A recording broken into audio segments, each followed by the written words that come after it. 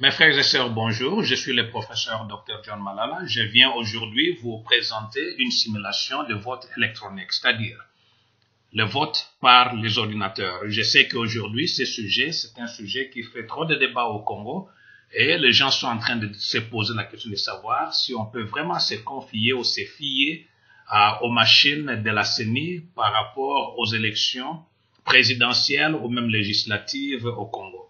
Ma réponse est non. Pour le moment, nous ne pouvons pas nous fier au vote électronique en RDC et je vais vous dire pourquoi vous aurez raison de vous méfier de ces systèmes. Je vous présente d'abord qui je suis. Je n'ai pas fait une vidéo, mais quand vous appuyez là-bas, donc chaque logiciel vous dit un peu quelque chose sur celui qui l'a programmé. Ici, vous voyez dans ces logiciels, il est question que c'est une conception et une programmation du professeur John Malala, pour ceux qui ne me connaissent pas. Donc là, c'est ma photo. Alors tout de suite, je vais vous montrer comment, avec une programmation, nous pouvons, ou bien les gens de la CENI sont capables de pouvoir vous donner des résultats qui sont contraires à la volonté du peuple congolais.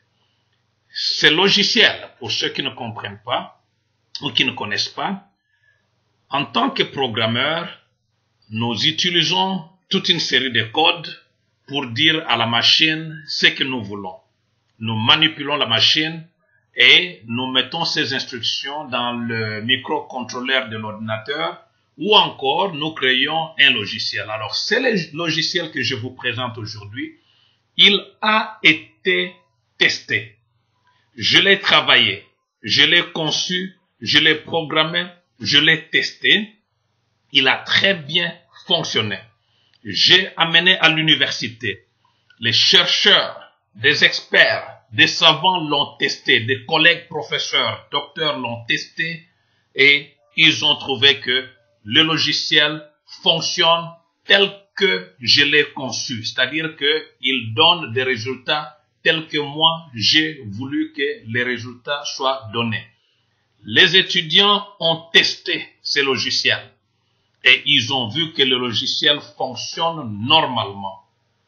Le but du logiciel, et je vais commencer ici pour que je vous montre ça d'ailleurs, ce logiciel a été créé pour vous montrer comment le vote électronique peut être truqué ou manipulé.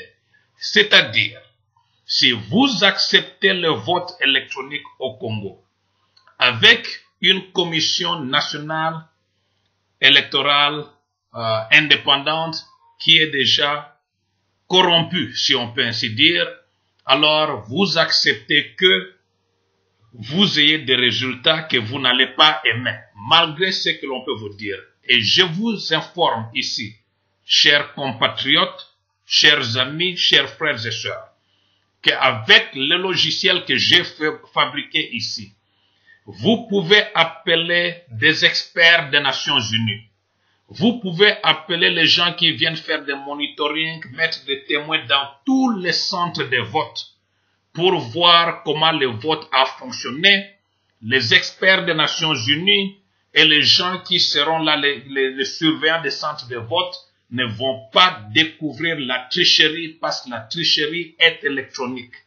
Avec un pouvoir qui ne veut pas quitter, et avec une CENI qui veut maintenir une certaine classe politique au pouvoir, c'est ce que vous allez trouver. Dans ce cas ici, je vous propose 5 candidats, et je vous informe en avance que le dernier candidat ici représente les gens qui ne veulent pas quitter le pouvoir, mais la population ne veut pas de ces candidats.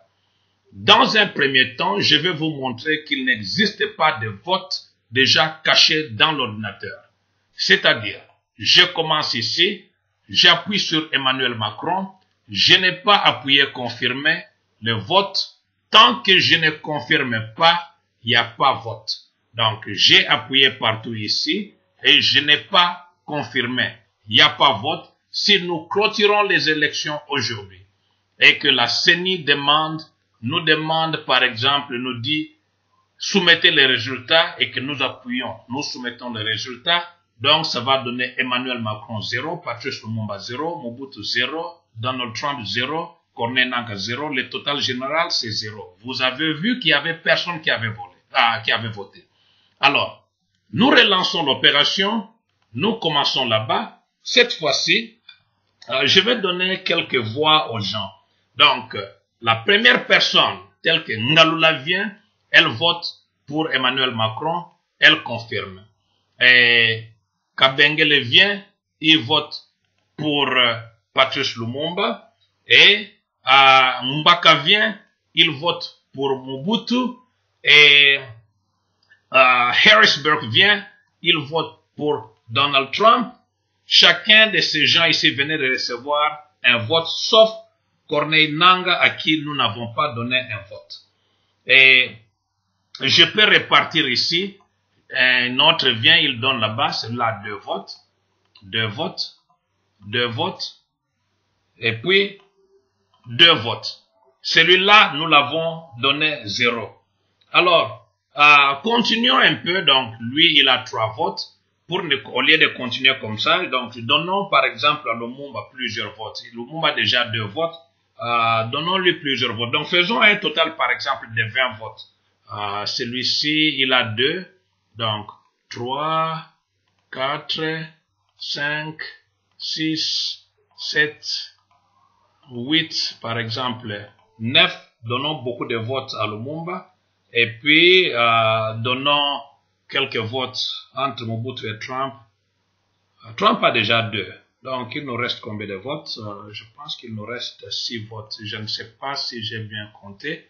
3, 4, 5, 6. Donc, voilà tous les votes que nous avons mis là-bas. Corneille Nangaa a 0. Et nous clôturons les élections. Nous appuyons là-bas. Donc, sur les 20 votes que nous avons eus, comme j'avais dit au départ, Corneille Nangaa sort avec 10 votes. Donc, il sort le premier, il a gagné avec 10 voix. Donald Trump sort le deuxième avec 1 voix, alors que Donald Trump avait 2 voix. Donc, vous remarquez ce qui est arrivé. Nous avons un gagnant ici qui n'avait pas reçu une seule voix. Mais c'est lui qui sort le gagnant aux élections. Mes frères et sœurs, c'est ça la tricherie. Je vais vous démontrer ça pour la seconde fois. Et changeons le nombre de votes par exemple. Augmentons de votes. Nous avions 20 la première fois. Cette fois-ci, au lieu de contourner tout ça, commençons avec le premier. Donnons-lui 1, 2, 3, 4. Ok, celui-ci, d'abord, la première fois, on lui avait donné 9. Donnons-lui même 11. Donc, 1, 2, 3, 4, 5, 6, 7, 8, 9, 10, 11. C'est-à-dire que chaque fois qu'il y a quelqu'un qui vient, la personne va appuyer. Donc, je sais que j'appelle simulation. C'est-à-dire que quelqu'un qui vient, il arrive, c'est son tour de voter, il appuie par exemple sur Mobutu. S'il veut que vraiment ce soit Mobutu, alors il doit confirmer ici. S'il dit que non, je ne voulais pas voter pour Mobutu, pour quelqu'un d'autre, il va là-bas, ainsi de suite. Donc, ici maintenant, donnons quelques voix à Mobutu. Mobutu, on peut lui donner combien? Bon, donnons à Mobutu peut-être 1, 2, 3, 4, 5. Donnons-lui d'abord 5 comme ça. Allons chez Trump. Donnons à Trump 1, 2. Bon. Ok, donnons-lui 3. Sur le plan pratique, c'est pas possible que Corneille Nangaa n'ait aucun vote, quoi. Parce que lui-même, il va voter. Et puis, sa femme va voter. Donc, donnons-lui, j'aurais souhaité lui donner 0. Mais, j'ai déjà démontré avec 0. Donnons-lui 2 votes. Un vote pour lui. Et puis, un autre vote venant de sa femme. Je pense que le total, là, nous venons de faire, c'est 25 votes. Donc, si nous clôturons et nous présentons des résultats. Donc, sur les 25 votes, Corneille Nangaa sort le premier avec 13 voix, alors qu'il n'a reçu que sa voix et la voix de sa femme, et les autres ont échoué. Nous avons un total toujours de 25 votes. Et ici, j'insiste que le nombre de votes qu'il y aura dans un bureau de vote, c'est exactement le même nombre de votes que la CENI va obtenir. Il n'y aura pas une exagération de la part de la CENI. Il n'y a pas de votes qui sont déjà cachés dans la machine. Ce que la machine fait, j'ai programmé cette machine. Je programme les microcontrôleurs de la machine, de tout appareil. Je peux contrôler ou bien programmer le logiciel même de vote en lui-même.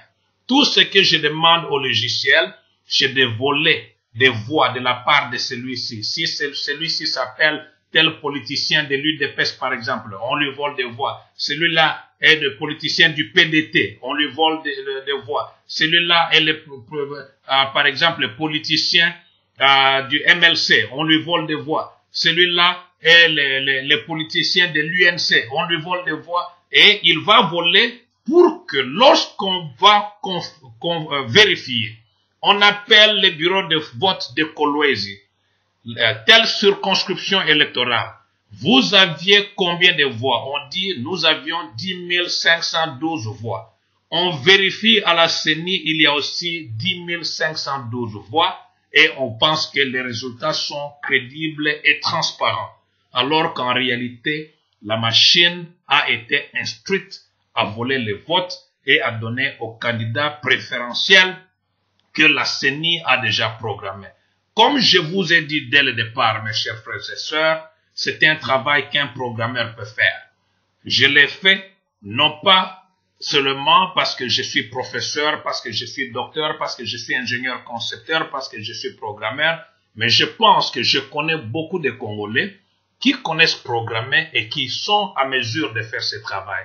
Je pense que si on a de telles personnes qui sont à la CENI, ces personnes-là sont capables de pouvoir manipuler le vote et nous donner des résultats que nous ne voulons pas. D'où, mes frères et sœurs, lorsque la CENI va se retrouver avec la majorité présidentielle dans un hôtel à Kinshasa, c'est pour leur rassurer qu'ils ont tout en place pour pouvoir favoriser leurs gens. C'est pourquoi nous ne pouvons pas avoir des élections crédibles et transparentes au Congo, tant que nous avons à la tête de la CENI des gens qui ont déjà démontré leurs mauvaises intentions. Si nous allons aux élections avec ces gens ici et que nous acceptons d'utiliser leur machine, voilà ce que nous allons obtenir. Je pense que j'ai été aussi clair. À bon entendeur, salut. Je vous remercie.